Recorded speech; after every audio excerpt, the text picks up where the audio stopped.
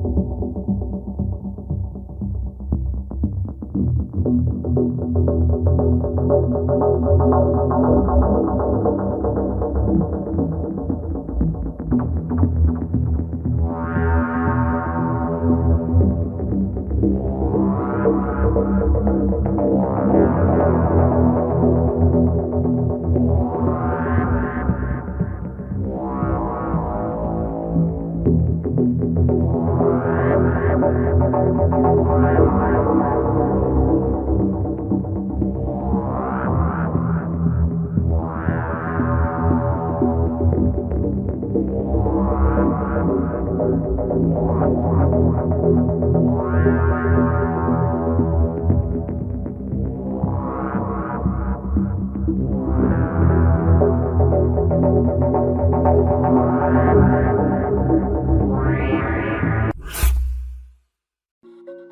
group of 18 British servicemen from the Special Air Service were killed in a strike on Odessa. This was reported in an interview with the Telegram channel Pool N3, which is linked to journalists from the Kremlin Pool, by retired Spanish Army Colonel Pedro Baños. I have just received information that I cannot confirm. I asked for confirmation and they said it was accurate. These are sources that I have known for many, many years, 30 years, they are usually very reliable. So, the Russians carried out an attack on Odessa, supported the Russian forces' close monitoring of the movements of Ukrainian troops, logistics convoys, and normal traffic. This capability provided them with valuable intelligence and enabled them to respond quickly to any perceived threat or activity that challenged their control over the occupied territory. Thanks to its ability to observe important transport routes, Bilogorivsky had the potential to disrupt Ukrainian movements and supply lines. By strategically positioning their forces and assets, Russian military personnel stationed at this outpost can hinder or delay Ukraine's military operations and logistics, further strengthening their dominance in the region. The outpost's location also gave Russian forces some level of control over the region's transport networks and gave them the ability to impose restrictions, checkpoints, or roadblocks if necessary. This control was effective in maintaining their authority over the occupied territories. Beyond its practical functions, Bilogorivsky served as a symbol of Russian presence and control.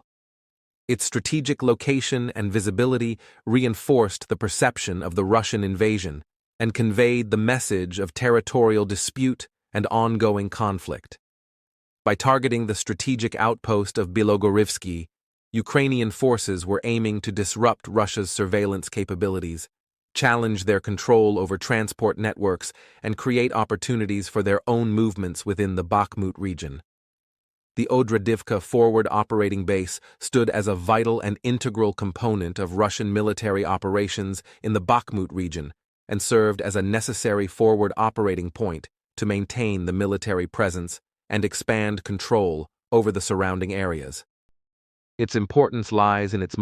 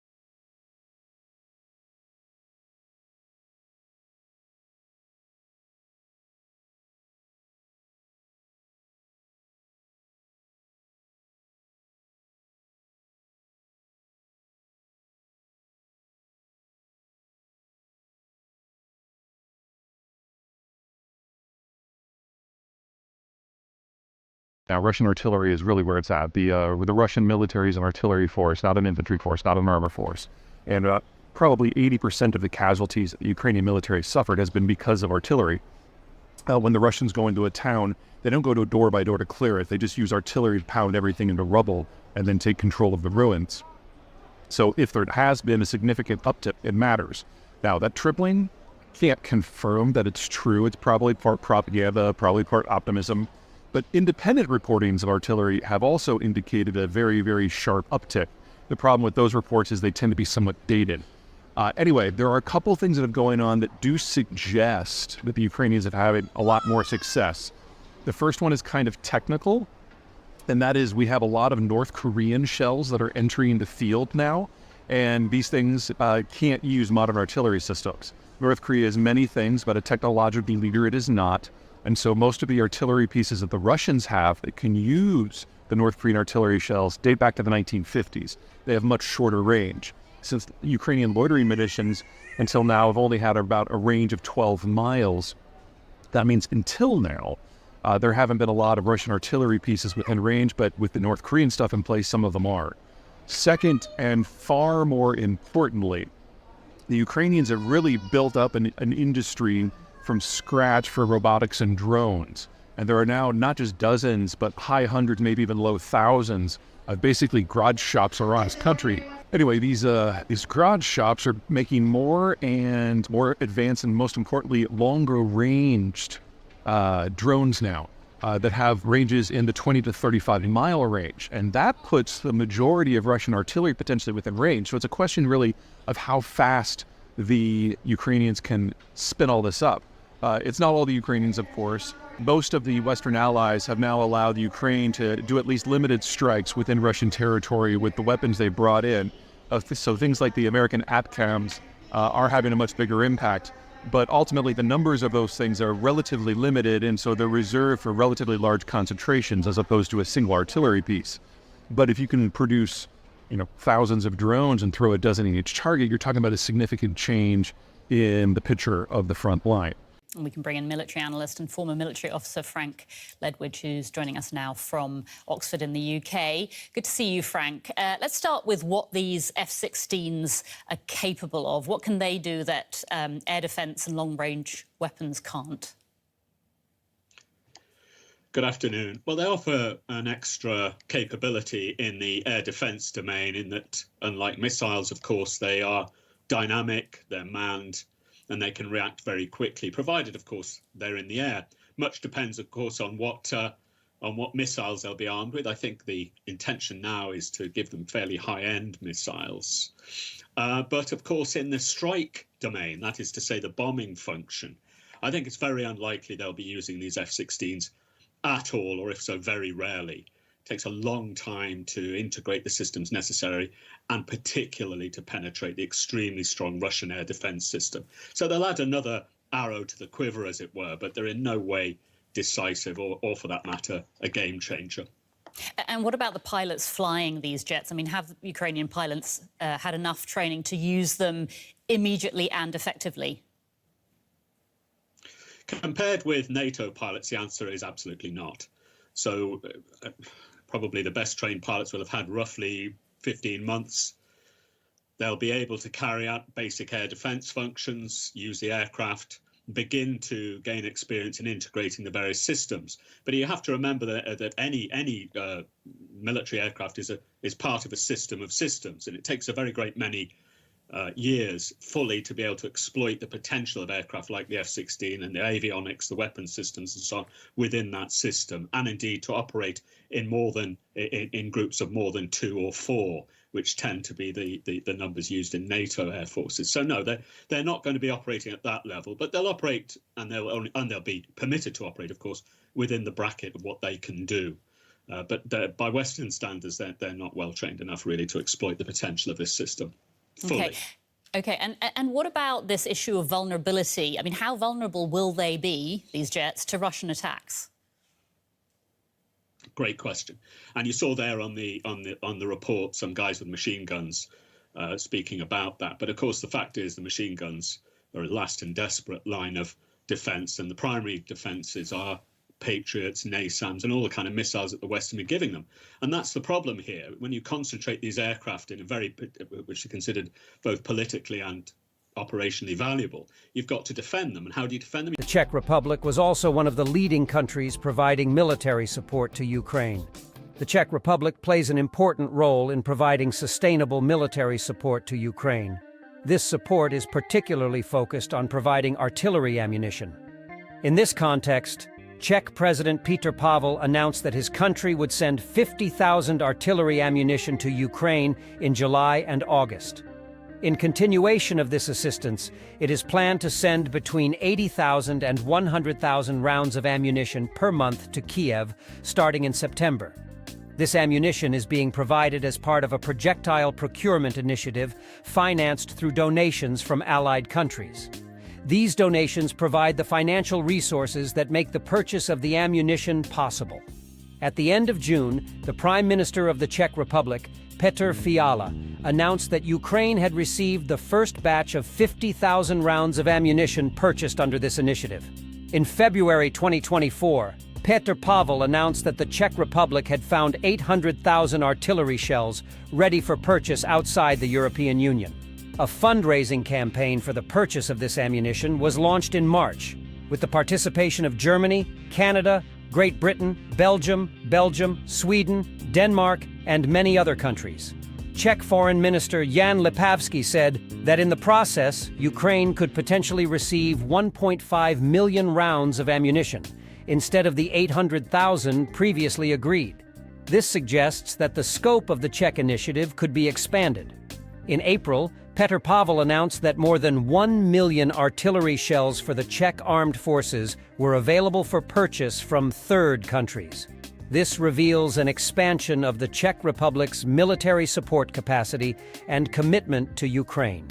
This process demonstrates how the Czech Republic's support for Ukraine is not only continuous and expanding, but also strengthened through international cooperation. This initiative of the Czech Republic is an important contribution to Ukraine's efforts to increase its defense capability and ensure its security in the region. It also reflects the Czech Republic's active engagement in global and regional security challenges and its determination to act in international solidarity. Czech officials who want this commitment to last have made striking statements. According to statements made by Czech Foreign Minister Jan Lipavsky to journalists in Brussels, the Czech Republic aims to send 800,000 shells to Ukraine by the end of the year. So far, financing for 500,000 large-caliber ammunition has been secured, and the delivery of these ammunition is planned for the end of the year.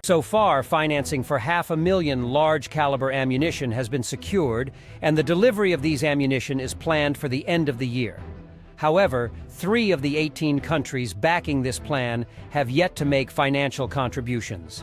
This creates uncertainty in reaching the planned target of 800,000 rounds. A bombing and artillery campaign on the Ukrainian high-rise district. An observation drone filmed the extent of the destruction as Russians resorted to razing any buildings Ukrainians used as a defensive position. Through sheer destruction, Russians were able to take control of the southern suburbs and parts of the forest to open up more angles of attack on the Ukrainian high-rise fortifications. Despite the intense Russian bombing, Ukrainians continued posting videos of fierce urban combat from the apartment buildings. The footage shows Ukrainians engaging Russian soldiers with small arms fire and rifle-mounted and handheld grenade launchers. Ukrainian fighters also shared footage and images of Russian casualties as they attempted to move closer or into the Ukrainian positions. Geolocated footage also shows that at least one Russian assault group made it to the apartment buildings. Ukrainians immediately opened fire on the Russian soldiers with artillery, taking many of them out of commission. Ukrainians then sent a tank to finish the job with high explosive ammunition, destroying what was left of the Russian assault group. Overall, Russians are suffering from a lack of reinforcements in Pivnichny and will soon be unable to sustain their offensive operations. The Ukrainian 95th Air Assault Brigade has been moved to the area and is conducting swift counterattacks in the northern outskirts. This significantly weakens the Russian grip on their foothold, and has majorly disrupted their logistics. All the while, Russians focused their bombing campaign on the south, slightly advancing and opening up more angles of attack on the high-rise district. If the Ukrainian 95th can quickly wrap up its operations in the north, it will be able to transfer its attention to the south and achieve the same results here. Novocherkassk, a Rapucha-class landing ship, was destroyed by a Ukrainian missile attack in late December 2023. Cesar Kunikov. Another Rapucha-class landing ship was purportedly sunk by Ukrainian naval drones in February 2024, as verified by Russia in March 2024. There have also been allegations of damage to other landing ships, including Olenigorsky Gornyak. A Rapucha-class landing ship was purportedly damaged in a Ukrainian strike in August 2023. Yamal and Azov. These massive landing ships were purportedly attacked by Ukraine in May 2023, but the amount of the damage is unknown. Russia's ability to repair these. Welcome to PPR Global. Events on the Crimean Peninsula present a scenario where war and disaster are intertwined. The Ukrainian army continues to advance in the Kursk region as it expands its front lines, and at the same time, continues its military operations in Crimea. However, the situation in the region is not limited to armed clashes. Fires of unknown origin are also posing a serious threat on the peninsula. These fires are exacerbating the already tense atmosphere and increasing the level of panic among the local population. Let us take a closer look at this complex and dangerous situation and analyze the latest developments on the Crimean Peninsula in detail. Today, a mysterious fire broke out at an ammunition depot near the occupied Oktyabrskoye military air base in Crimea. The explosions and massive fire were recorded as a serious incident threatening security and stability in the region. These explosions started around 17:00 local time. The warehouse is located between the villages of Shyrok and Leninsk. The fact that the fires resulting from the explosion were not recorded by NASA's fire monitoring service was due to the presence of dense cloud cover. Following this incident, the Occupation Administration of Crimea made an urgent decision to suspend the Simferopol-Jankoy railway transportation, and then the vehicular traffic in the region. The fire on the railway blocked about 100 kilometers of track from Jankoy to Simferopol stations. As a result of the incident, local residents in the surrounding area were in great danger. The gravity of the situation is particularly evident when the exploding ammunition flew about 6 kilometers away and hit a residential building in the village of Krasnoznamenka. Residents were forced to hide in basements for their safety. Although the Oktyabrskoye military air base is no longer in use, it is still used by the Russian occupation forces as an ammunition storage site. The 104th Guards Airborne Division is temporarily stationed here. The fires that broke out as a result of the ammunition exploding and scattering around continued throughout the night. The exact cause of the explosion has not yet been revealed, but various possibilities such as negligence and security breaches, sabotage, or drone attacks are being considered. Given Ukraine's frequent attacks on Russian military targets in Crimea, there is also speculation that Ukraine could be behind the explosion. It is very likely that Ukrainian partisan forces set fire to the Russian arsenal at this strategic rail and air base. The Ukrainian armed forces do not comment on such attacks. While the speculation is gaining widespread publicity, Ukraine's partisan network ATESH continues to discover striking information. Partisans of the resistance movement ATESH have been keeping a close eye on Russian ships lurking in the occupied parts of Crimea, particularly in Sevastopol and the surrounding bays. There are strategic. A well-prepared operation, including in terms of military technical means, breakthroughs on a fairly wide front and to a very sensitive depth, access to operational space, and maneuverable actions.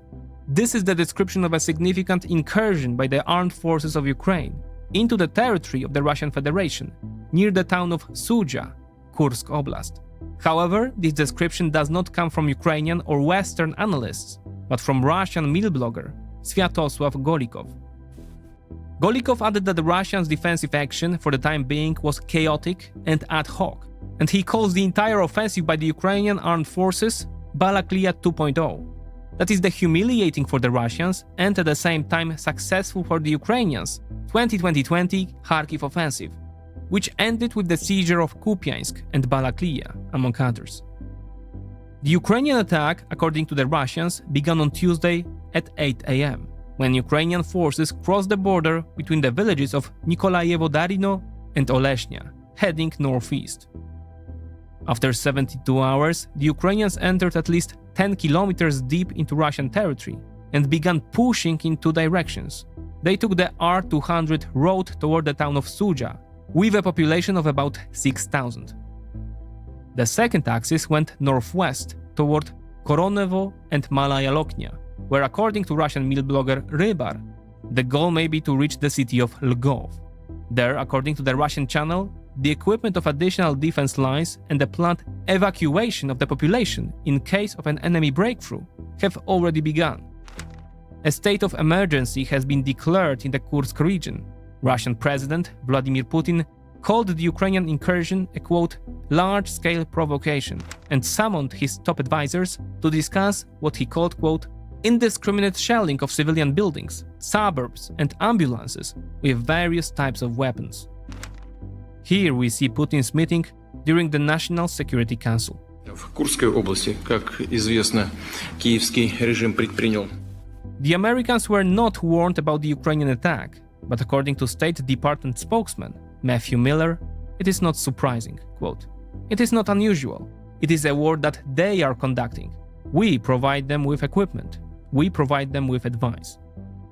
It is uncertain how many soldiers are involved in the operation. The bottom estimate, according to the Russian side, is 2,000 soldiers. Western analysts, however, believe that this is not a raid as we know it from the actions of the so-called White Russians, of the Freedom of Russia Legion or other similar groups, but a much broader, centrally planned action, in which 2 to even 4 brigades may be involved, and that means 10,000 to 20,000 soldiers. It has been revealed that the assassination attempt on Ukrainian leader Zelensky was organized by the Kremlin administration. The Russian assassin, who was captured by the Ukrainian Special Forces commander inside the Ukrainian government building, was quickly neutralized at the scene. The Russian assassin, who was sent to the hospital by Ukrainian soldiers, stated in his confession speech made after hospital treatment that the order for the attack came from the Kremlin administration. Ukrainian President Volodymyr Zelensky was quickly taken to a shelter after the attempted attack, and a state of emergency was declared in the capital, Kiev. Ukrainian soldiers have completely taken control of the entrances and exits from the government building. The worsening war for Russia is starting to make Vladimir Putin very nervous. While the war on the territory of Ukraine has been going on for exactly 29 months, Russian President Putin has been looking for various ways to win this war.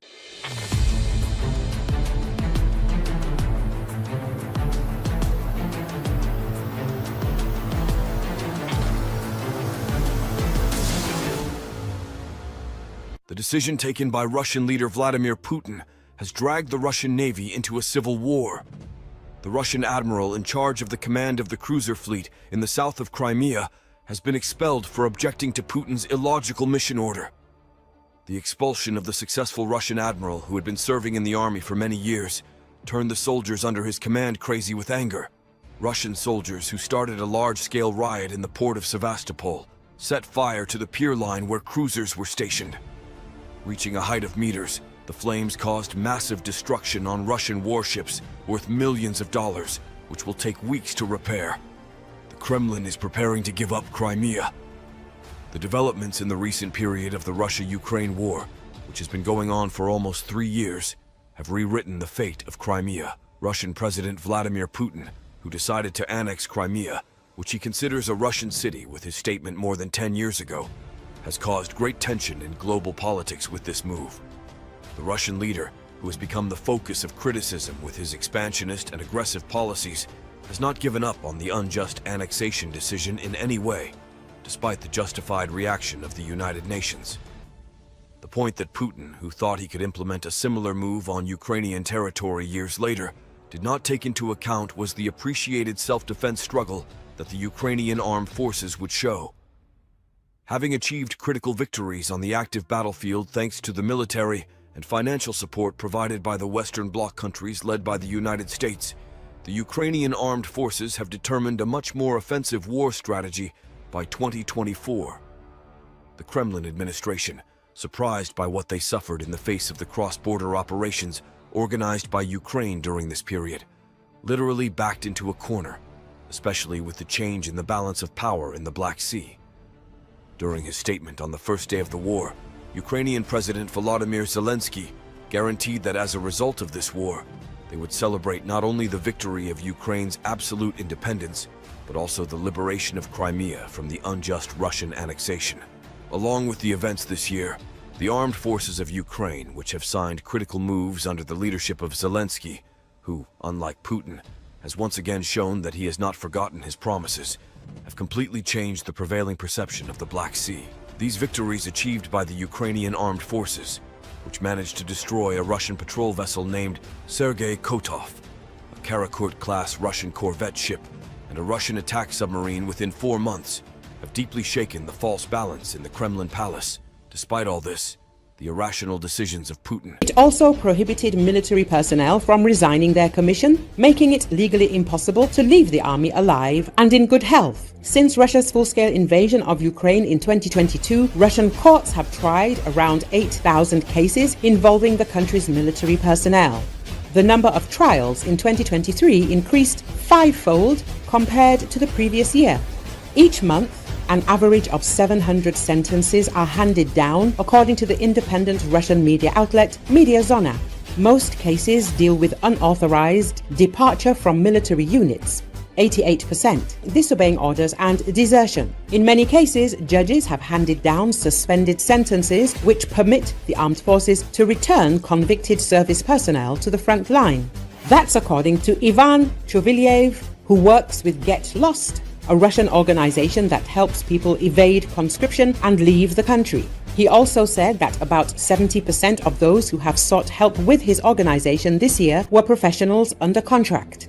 Every one of them, in one way or another, had practically been forced to sign up. There are fewer and fewer mobilized service members in active duty because so many have died already, the human rights activist told. They all want to flee because they only see 2 options, either get killed or get dragged to court. In some cases, Chuvilyev says deserters hid in Russian-occupied territories in Ukraine, which was dangerous.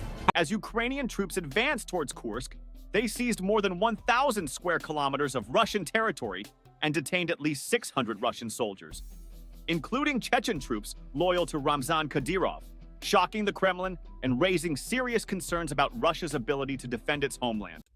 While enemy soldiers were training at the shooting range, the reconnaissance drone carefully monitored the activity.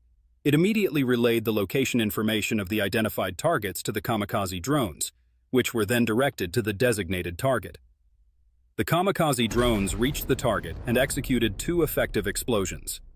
The first explosion directly affected several targets within the training area, while the second explosion covered a wider area, causing damage to surrounding soldiers. Following the explosions, an estimated 15 to 20 Russian soldiers were rendered ineffective. This operation demonstrated Ukraine's ability to effectively disrupt enemy training activities and created a significant disruption in the planned Russian military operations.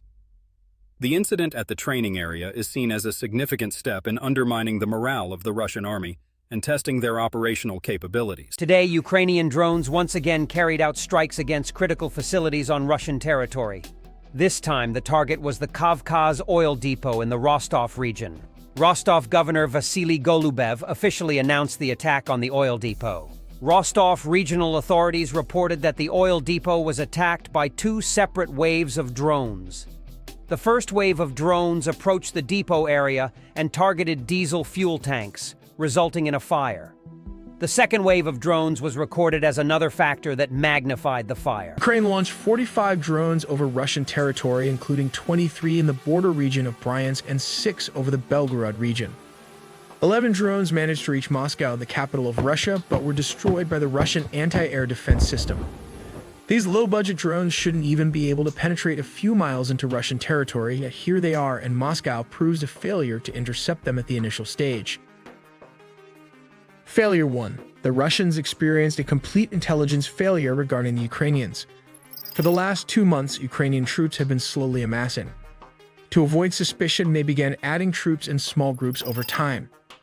Ukraine knew it could not compete head-on with the massive Russian army in its backyard, so instead of launching a direct attack, they adopted a different approach. This gradual buildup allowed them to remain undetected. However, Russian bloggers were already reporting the military buildup to Russian generals. Despite these reports, the activity was dismissed as a deception meant to draw Russian forces away from Kursk into Ukraine. Now, speaking of strategy, let's take a look at how they managed to pull this off, taking control of the single checkpoint. After securing it, they regrouped with their current forces and mechanized armor to re-engage and eliminate the remaining checkpoints. They repeated this process over and over until all Russian pockets of resistance were destroyed. It's been more than 2 years since Russia unlawfully and forcefully invaded Ukraine.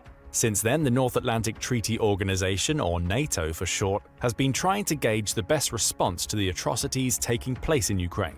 For the most part, NATO's initial response left much to be desired, from entirely standing on the sidelines so as not to provoke an all-out war in Europe, to a series of half-hearted measures and ineffective sanctions. Many of NATO's indecisive actions have only emboldened Russia.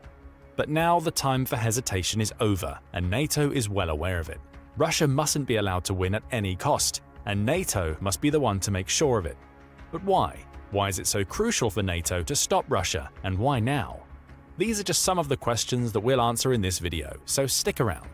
Let's start with the why part of the titular question. Why must NATO stop Russia? The first answer that should come to mind is the sheer moral imperative.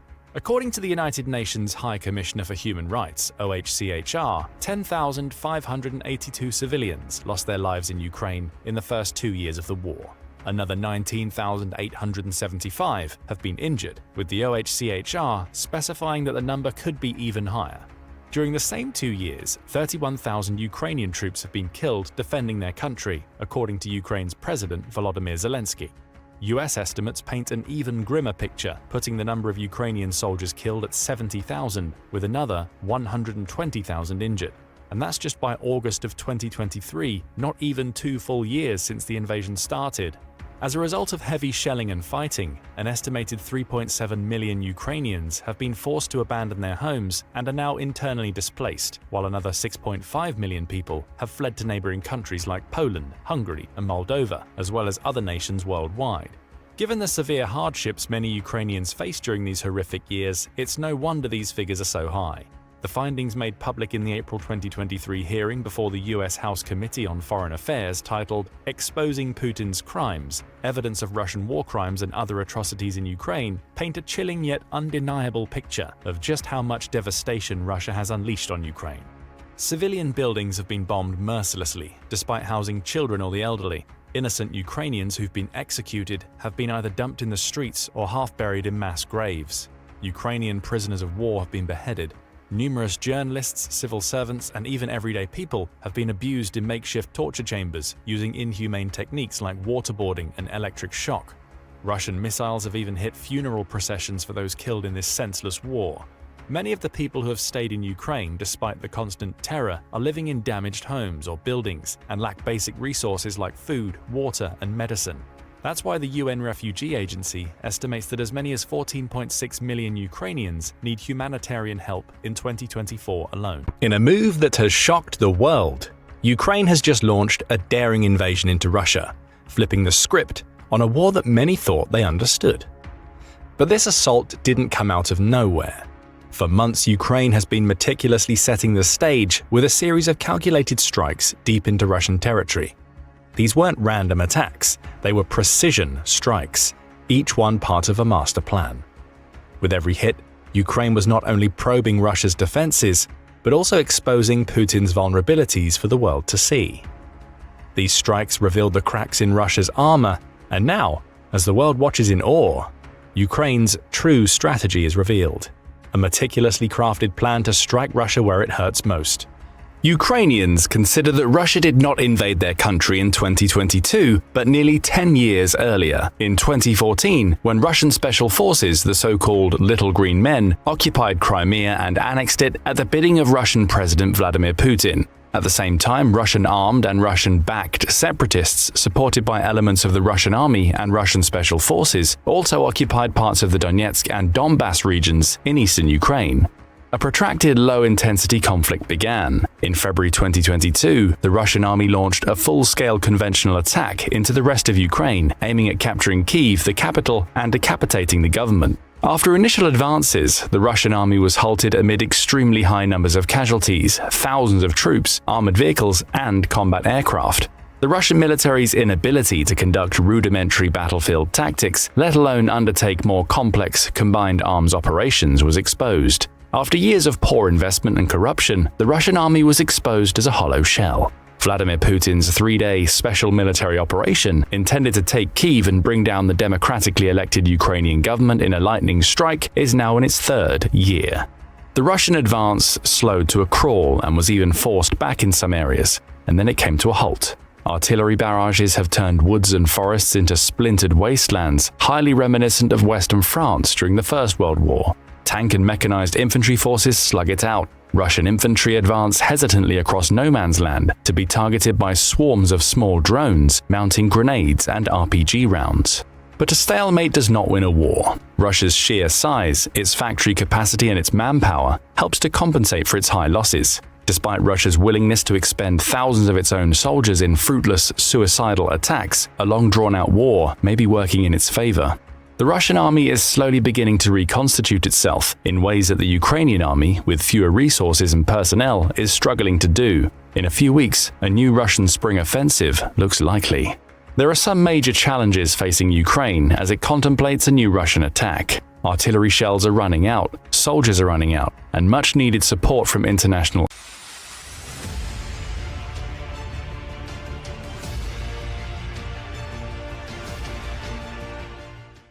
A critical decision has come from the USA. The long-range missiles requested by Ukraine to launch attacks on strategic points in the center of Russia will arrive in Kiev very soon. Details about the JASM model missiles, which will allow Ukraine to conduct operations on the Russian capital Moscow and the Crimean Peninsula, have caused a great panic in Russia. The developments in the recent period of the Russia-Ukraine war, which has been going on for almost 3 years, have led to a complete change of roles on the battlefield. The Ukrainian army, which has set out a much more offensive strategy in 2024 and has moved the war to Russia, has turned the balance largely in its favor with the cross-border ground operation it launched in Kursk Oblast in August. Caught completely unprepared by this sudden move of the Ukrainian army, which has been making progress on Russian territory for close to a month, Moscow has paid the price very heavily for the lack of any contingency plan.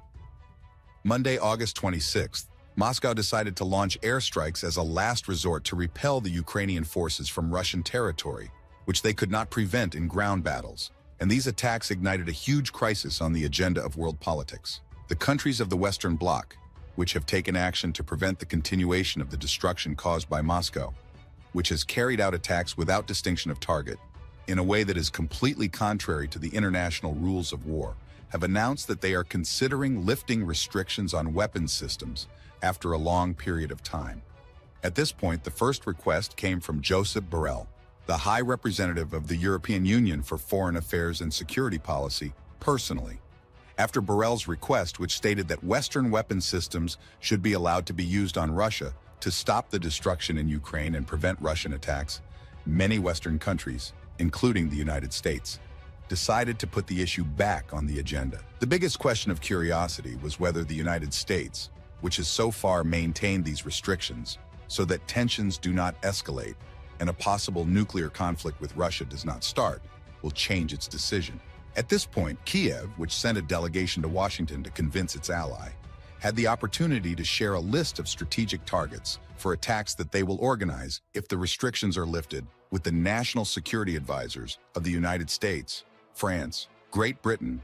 After the meeting, Ukrainian Defense Minister Rustem Umerov stated that the meeting was fruitful and that they will follow the process with great curiosity, noting once again that Ukraine's self-defense struggle is highly connected with the decision to be made by Washington.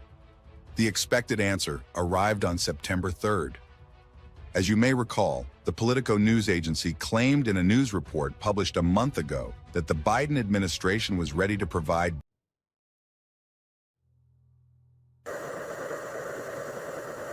In a breathtaking display of military prowess, Ukraine has launched a devastating airstrike, marking a potential turning point in the ongoing conflict.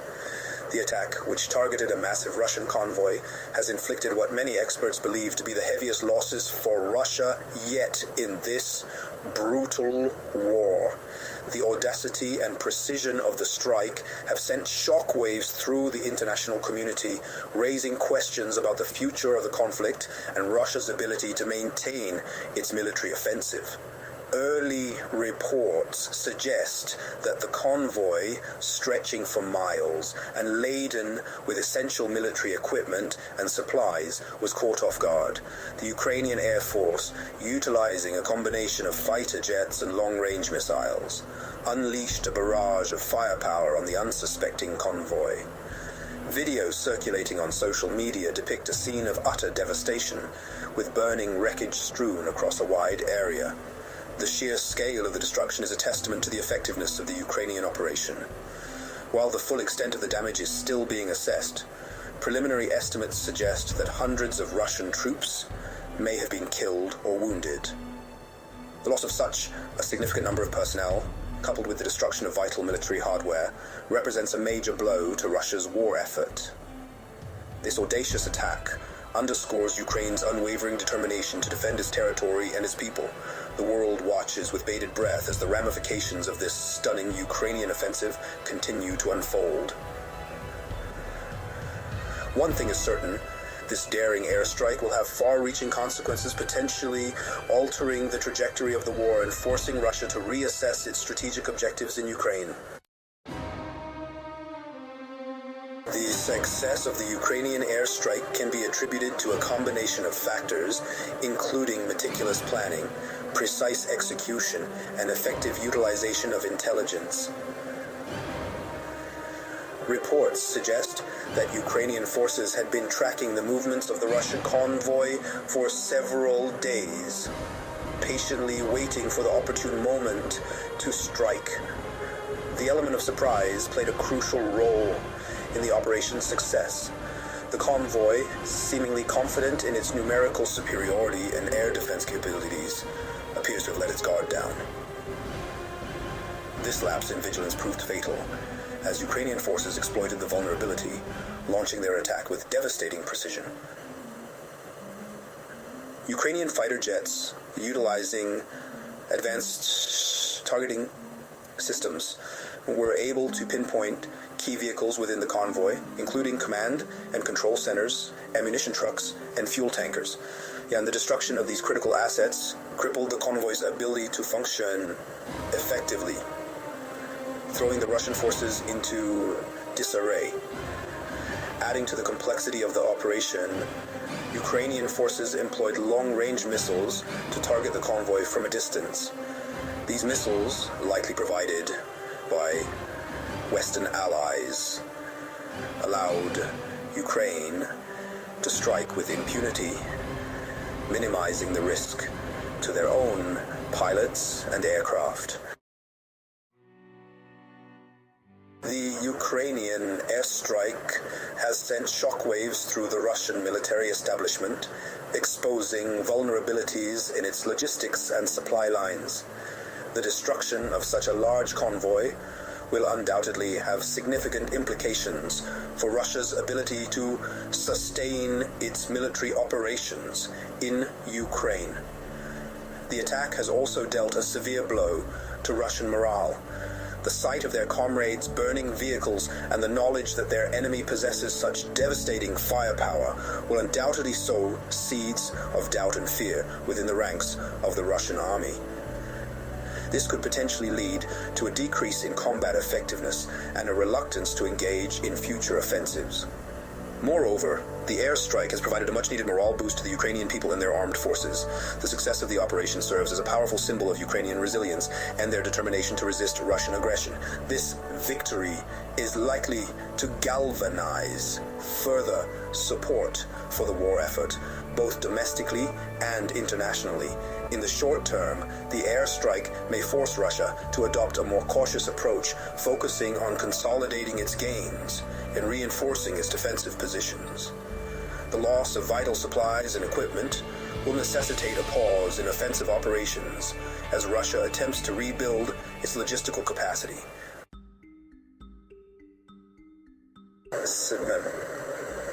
Section 4. Echoes of the airstrike. Ripple effects on the global stage. The ramifications of the Ukrainian airstrike extend far beyond the battlefields of Ukraine. This audacious attack has sent shockwaves through the international community, prompting a flurry of diplomatic activity and raising concerns about the potential for escalation.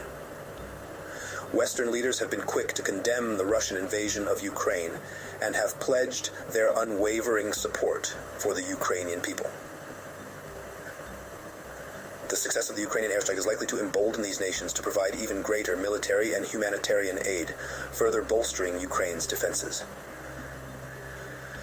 The attack has also highlighted the effectiveness of Western-supplied weaponry, demonstrating its ability to inflict significant damage on Russian forces. This could potentially lead to an increase in arms sales to Ukraine and other countries seeking to deter Russian aggression. On the other hand, the airstrike has fueled fears of escalation, with some experts warning that Russia might respond with even greater force. There are concerns that Russia could resort to more indiscriminate tactics, potentially targeting civilian infrastructure or even using chemical weapons in retaliation. As Section 5, the future unfolds. But what comes next for Ukraine and Russia? The Ukrainian airstrike has injected a new level of uncertainty into the conflict, making it more difficult to predict the future trajectory of the war. While the attack represents a significant setback for Russia, it is unlikely to deter Moscow from its ultimate objective of subjugating Ukraine. Russia, with its vast military resources and unwavering determination, is likely to regroup and adapt its tactics. We can expect to see a renewed focus on securing supply lines, strengthening air defenses, and potentially employing more brutal tactics in an attempt to break Ukrainian resistance. Ukraine, emboldened by its recent success, will likely continue to exploit any vulnerabilities in Russian defenses, utilizing a combination of conventional and guerrilla warfare tactics. The Ukrainian people have demonstrated their unwavering resolve to defend their homeland, and they will continue to fight for their freedom and independence.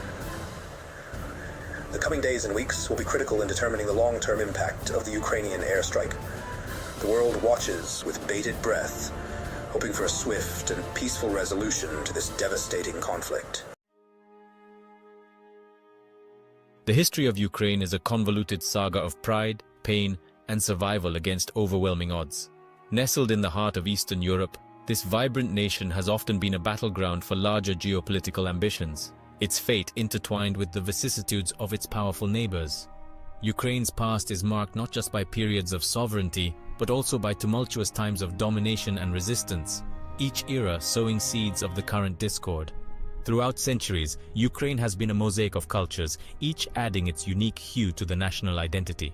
However, it is the 20th century that has cast the longest shadow over its national psyche, particularly the Soviet era, which reshaped the country's political landscape drastically. This period, marked by repression and artificial famines, has left a deep imprint on the Ukrainian collective memory, fueling sentiments that linger in today's geopolitical alignments. The story of Ukraine is not a simple tale of victimhood, it is also one of resilience and robust cultural revival.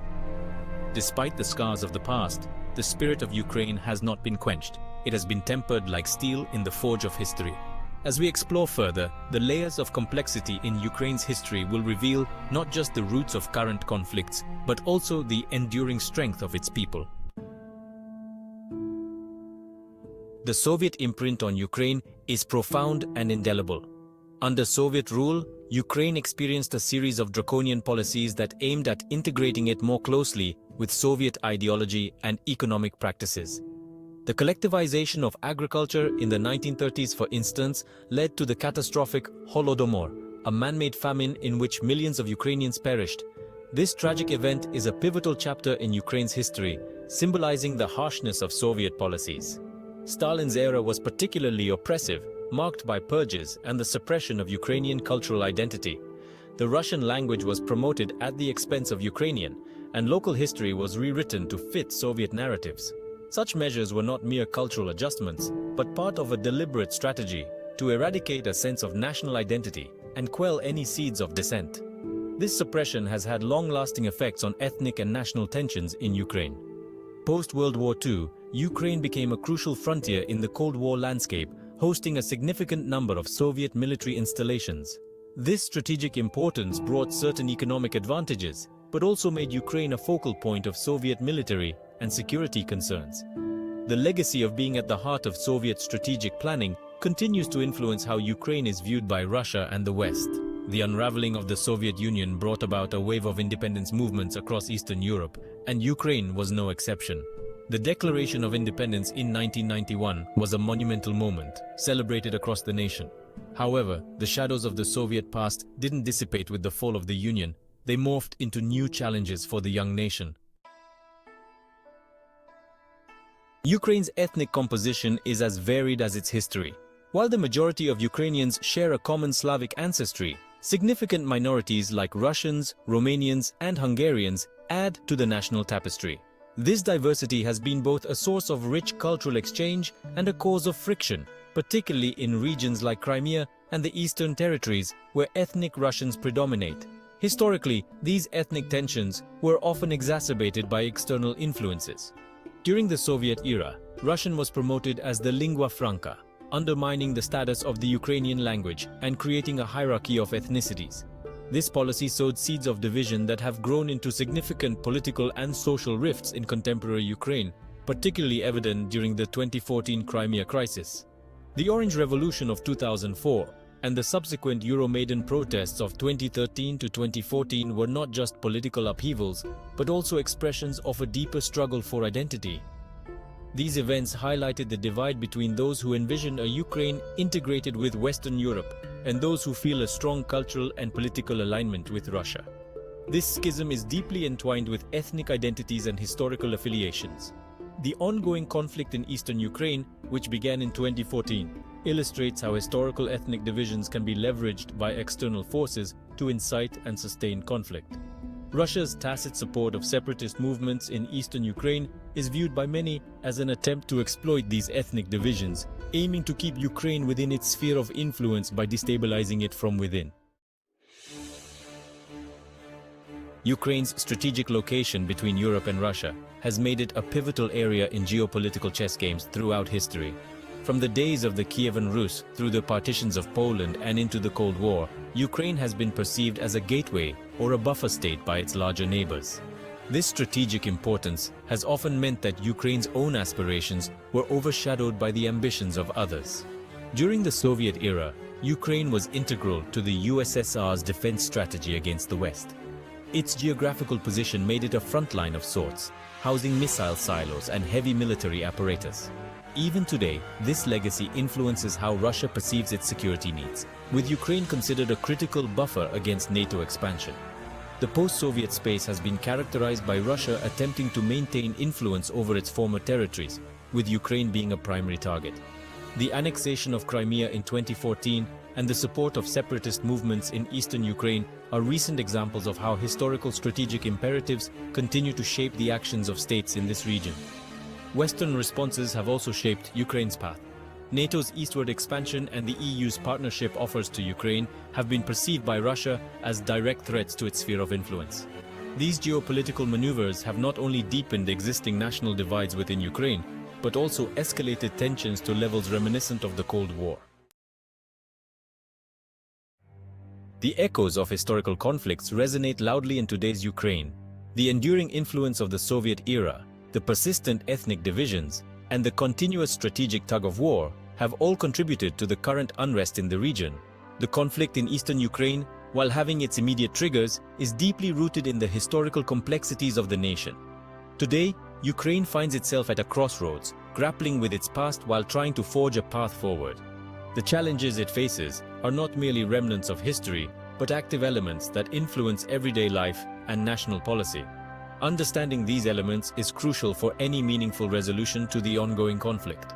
The Maidan Revolution of 2014 was not just a demand for political change, but also a call for historical reconciliation and national unity. It represented a significant moment where Ukrainians across various divides stood together to shape a new future, one that acknowledges the past but is not bound by it. As Ukraine strives to integrate more with the West, it continues to confront the shadows of its Soviet past and the realpolitik of modern geopolitics. The balancing act between appeasing its large neighbor and pursuing its European aspirations remains a delicate and ongoing challenge. As we reflect on Ukraine's tumultuous history and its impact on current events, it becomes apparent that the past is not just a series of events, but a continual influence that shapes the present and the future. The complexity of Ukraine's historical narrative demands a nuanced understanding and a thoughtful approach to its current geopolitical predicament. This historical perspective provides a lens through which we can view the ongoing conflict not as an isolated incident, but as part of a broader struggle for identity, sovereignty, and stability. It prompts us to consider the broader implications of the conflict, not just for Ukraine, but for international stability and order. In light of this, it is crucial for the international community to engage with Ukraine not merely as a strategic interest or a point of contention, but as a nation with its own aspirations and challenges. Supporting Ukraine's sovereignty and its democratic aspirations is not just beneficial for Ukraine, but for the stability of the international system. As readers and global citizens, our role extends beyond passive observation.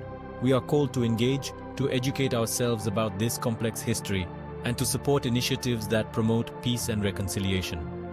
Reflecting on Ukraine's past and present challenges us to consider our responsibilities in shaping a more stable and inclusive world.